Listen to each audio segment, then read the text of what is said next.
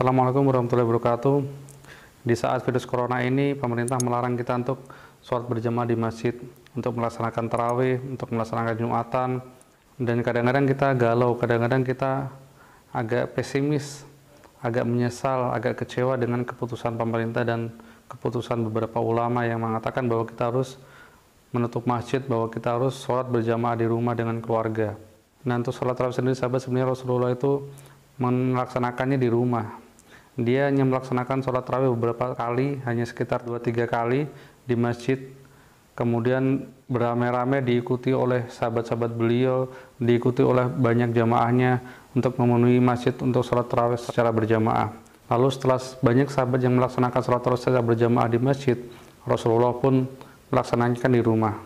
Lalu Rasulullah mengatakan kepada sahabat, "Saya tahu tadi malam sebenarnya engkau menunggu saya, tapi saya tidak melaksanakan sholat tarawih di masjid. Kenapa? Karena saya takut sholat tarawih ini dijadikan sebagai ibadah wajib oleh Allah Subhanahu wa Ta'ala. Maka saya melaksanakannya di rumah." Apalagi saat virus corona ini, Anda melaksanakannya di rumah, itu juga sama pahalanya dengan Anda melaksanakan sholat tarawih di masjid, sahabat. Lalu bagaimana pahalanya bagi laki-laki yang sholat di rumah, sholat 5 waktunya?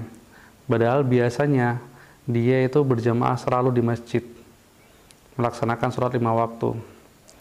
Jangan perlu khawatir, sahabat, bagi sahabat-sahabat yang rajin ke masjid sebelum ada corona, yang memang melaksanakan sholat 5 waktu di masjid, tapi setelah corona ini terpaksa harus melaksanakan sholat 5 waktu di rumah bersama keluarga, pahalanya tetap sama dengan Anda melaksanakan sholat berjamaah di masjid.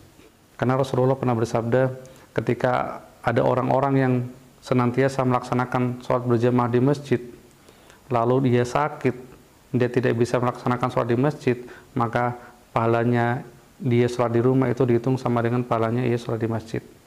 Sama juga ketika ada orang yang membiasakan puasa Senin Kamis, sahabat, lalu ia kena halangan sakit, tidak bisa melaksanakan puasa Senin Kamis, tapi karena dia sudah biasa melakukan puasa Senin Kamis, maka Allah menghitungnya, ia tetap mendapatkan pahala puasa Senin Kamisnya.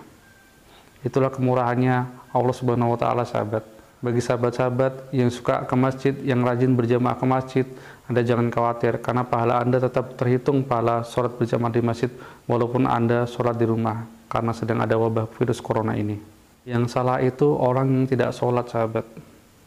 Masjid ditutup karena ada alasan, karena ada uzur. Rasulullah pun sendiri telah menyampaikan bahwa kita harus menghindari wabah, kita harus berdiam diri di rumah, tidak boleh pergi kemana-mana. Itu juga sudah pernah terjadi ketika itu, sahabat. Lalu bagaimana dengan sholat Jumat? Sama juga, sahabat. Sholat Jumat Anda bisa lakukan di rumah bersama keluarga, bersama anak, bersama saudara, tanpa harus ke masjid. Dan Allah juga menghitung pahalanya Anda sama seperti Anda Jumatan di masjid seperti hari-hari biasa.